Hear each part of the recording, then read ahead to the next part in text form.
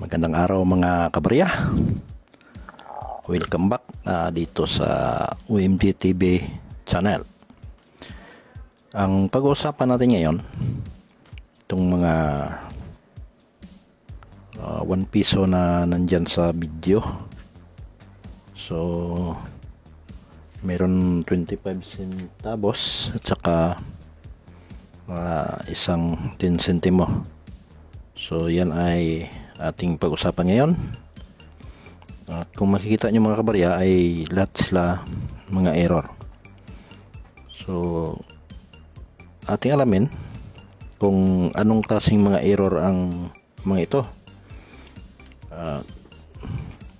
Kadalasan kasi doon sa aking mga comment, no, maraming nagtatanong kung anong klaseng error o anong error bang kanilang mga barya. So napakarami. Alam natin na error yan, hindi natin alam kung anong klaseng error yung ating hawak. So yan ay ating alamin dito sa video ito. Panoorin mo lamang hanggang dulo para malaman mo ang iba't ibang uri ng mga error coins. Tulad nitong hawak ko, no? Yan, kung makikita nyo mga kabarya, ay isa rin yan sa napakalaking error. Ngunit ay hindi natin alam kung anong pangalan niya. So yan, parang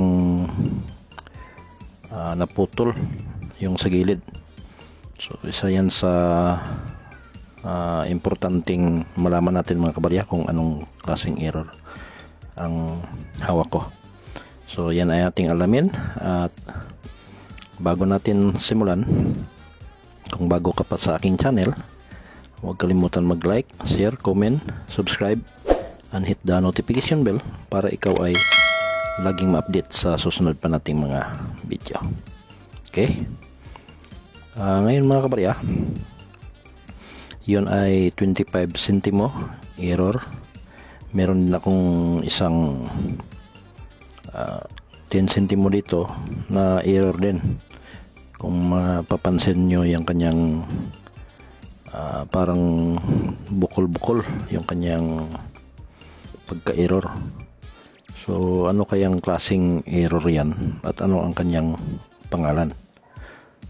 So yan natin ay alamin mamaya.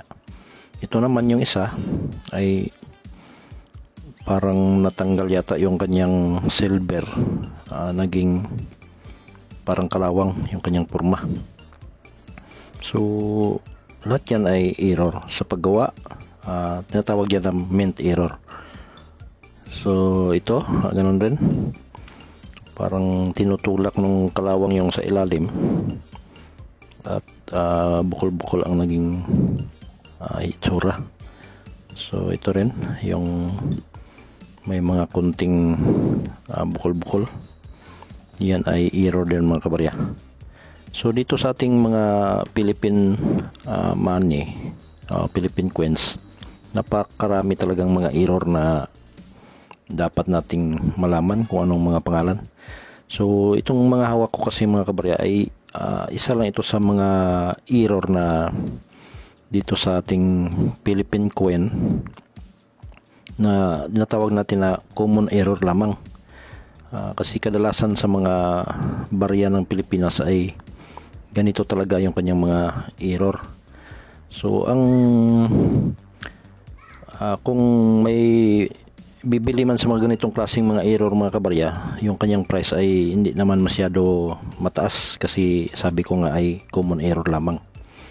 So ang ipapakita ko sa inyo ngayon yung mga sample ng mga error na yung pinakamatinding error, yung talagang kahit sa ibang bansa ay meron siyang halaga. Kaya yun ay ating alamin. At yung mga error mga kabarya, alam nyo ba na ang mga error ay merong iba't ibang klase? Ang mga error ay merong iba't ibang division, no? Merong 3 division. So ito muna yung kanyang explanation kung bakit mayroong 3 division yung error.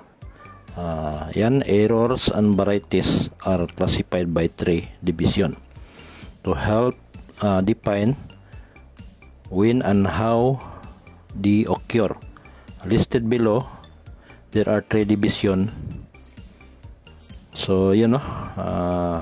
Okay, so ito na mga kabarya, no? Yung 3 division ng error. Ang unang-una ay yung tatawag na planchet division. Yung planchet division, mga kabarya, ay daming klaseng planchet, no? Ang mga error, yung tatawag natin na planchet error. Isa dito, yung mga example niya, roll-in metal, defective planchet, alloy mixture, plating issues, split planchet, lamination, clip planchet, mayroong blank, unstruck planchet, incorrect planchet, of metal planchet, dual denomination, missing clad layer, extra metal, improperly annealed, centered planchet, burnishing ball, rolling marks, missing clad layer, extra metal, improperly annealed, centered planchet, burnishing ball, roller marks, unplated planchet. So yun ang iba't ibang klase ng planchet. Yun ay doon sa planchet division. Ang pangalawa naman, mga kabarya, itong natawag na die variety division. So yung die variety ay meron ding maraming klase, no? Mga die na error, tulad ng double die, die crack, die break cuts, die gauge, repunch mint mark, omitted mint mark, trail dies, worm and overuse die, shatter die, anomalies die. So yun ang nabilong naman doon sa die variety division. Ang yung pangatlong division, mga kabarya, ay itong tinatawag na striking division. Ang striking division naman ay mayroon din mga error na daming klase dito sa striking division, tulad ng strike through, drop letter, keep die, multiple strike, banded multiple strike, broken strike, at saka unipiece strike, collar die class, broad strike, missing edge lettering, die class, die adjustment strike, misaligned die, off center, rotated die, broken planchet, striking doubling, feather finger malfunction. So yun ang mga iba't ibang klase na mga error, mga kabarya, dito sa error coins na mga ating pinapakita, no? May 3 division. Yung una ay yung division na planchet division. Pangalawa naman ay die variety division at striking division. So yun, mga kabarya, no? Yung iba't ibang uri ng ating mga sample dito sa 3 division ng error. At ngayon, mga kabarya, ipapakita ko rin sa inyo yung iba't ibang error na nakuha ko din dito sa Philippine piso. Yung dito sa Philippine piso ay marami ding mga error na klase na kailangan nating malaman. So ito ay ipapakita ko sa inyo isa-isa at malaman natin yung kanyang mga pangalan. Okay? At ito naman mga kabarya ang sample natin sa Philippine coin error. So ito ang importante, no, para malaman natin kung ano ang mga error sa Pilipinas. Unang-una, itong eternal die break. So yan mga kabarya, yung kanyang picture, makikita nyo. So alamin nyo lang yan. Ito naman, struck on wrong lancet. So yan ang tawag dyan, no? Struck on wrong lancet. So ang next naman, struck 25 off center. So 25% yung kanyang off center mga kabarya.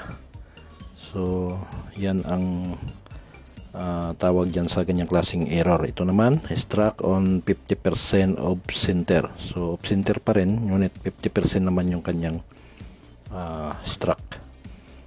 Okay, so yan mga kabarya, no, ang importante malaman natin kung ano itong mga error ng ating Philippine coin. Next is 80% reverse brokerage. So pag ganyang klase, 80% reverse brokerage naman yung tawag dyan.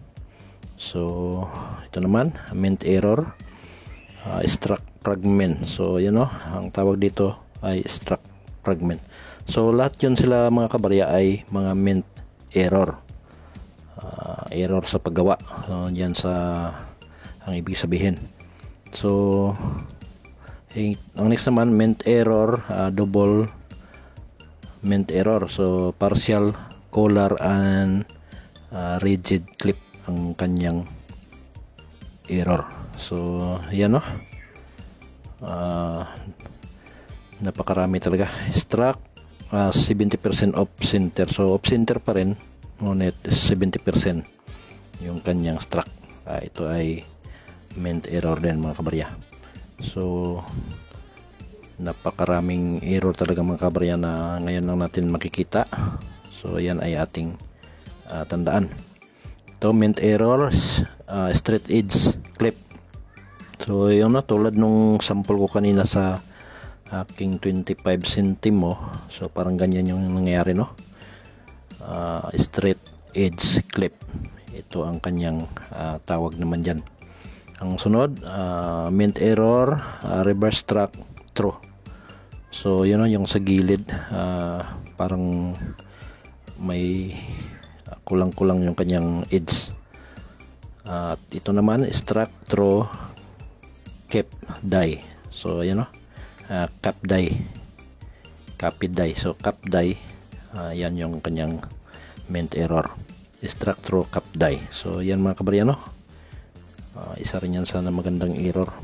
Ito naman, double struck of center and strike on wrong lancet. So yan ang kanyang mint error, double struck of center and struck on wrong lancet. So yan mga kabarya, marami talaga. Ito naman, double mint error, board struck and reverse brokerage. So yan ang kadalasan nating makikita, no, dun sa ating mga Philippine coin. So yan palang pangalan niya, board struck error. Ito naman, double struck both of center and clip. So yan kanyang mint error, no, double struck both of center clip. So yan mga kabarya, no, ang correct na pagbasa dyan. So next na mint error is overs of split planchet. So overs of split planchet. So yan naman yung kanyang mint error. So yan mga kabarya, no, ang mga mint error ng ating Philippine currency coins. So doon sa ating mga Philippine barya, yun ang kanyang mga error. Ngayon mga kabarya, ay alamin naman natin kung magkano yung mga price ng mga error na ating nakikita. So since na walang katalog itong mga error na dito sa Pilipinas, ay ang puntahan natin mga kabarya yung error online. So kukuha tayo ng ilang mga error doon para malaman natin kung magkano na rin yung bintahan. At saka para malaman natin, magka-idea tayo kung paano natin maibenta yung ating error at magkano yung pwede nating ipresyo sa ating mga error na barya. Okay? At ngayon mga kabarya, itong mga ipapakita ko sa inyo ay mga sample lamang ng mga price ng error dito sa nakuha nating online. So ayan yung mga error na larawan at saka ang kanyang mga presyo. So ayan, 2017 1 piso error, 500 error coin Kagwel excess metal. So yan din, ang kanyang price 750. Itong error coin 1 piso mint error, 775. Philippine 10 piso commemorative error, 1,879. BSP 10 piso coin series lacking. So yun ang kanyang price, no? 950. Ito Bererer error 1974, 50 centimos. So 25,000 dati, ngayon ay nasa 1,998. Ito error coin Plancet 969. Euro coin error 10,000. 1 piso error coin Mend centered error 1.5. Error coin 1.5 din. Ito error coin old 50 centimo 399. Coin Pans Bererer 1 piso rare error coin 7,000. Error coin 10 piso mint error 999. Quarter dollar coin 1965 USD 12,000. So 1 piso 2013 error excess metal 250. Ito naman Marcos Rare error 9,500. Ito error coin 1 piso 500. Error coin 1979 Liberty 1 cents 12,000. Ito naman error 2010 500. Commemorative Isian 50 1 piso 1,000. Authentic original error silver, so 3,898. Rare USC coin collectible 25. Lamination error 872. Ito error coin excess metal, so 750. Ito no 1,000 yung 1995 1 piso. Coin error 1979 1,655. So yun mga kabarya, no? Binilisan lang natin kasi napakahaba ng ating video. So yun ang mga error na nakuha natin price galing online. So yun mga kabarya, yung iba't ibang error na ating naibigay sa inyo at saka yung kanyang sample price, no? Nakuha natin sa Lazada. So hanggang dito naman tayo mga kabarya at maraming salamat sa inyong panood. Sana ay nakatulong ito sa inyo, nakadagdag sa kaalaman dito sa mga paghanap natin sa mga mapakinabangang mga barya. So lalo na dun sa mga binanggit natin, no? Yung mga error na napakatindi. So medyo may mga malaking halaga na rin yun. So huwag kalimutan, no? Subscribe dito sa OMG TV channel. At ulitin ko, magandang araw sa lahat and God bless you always.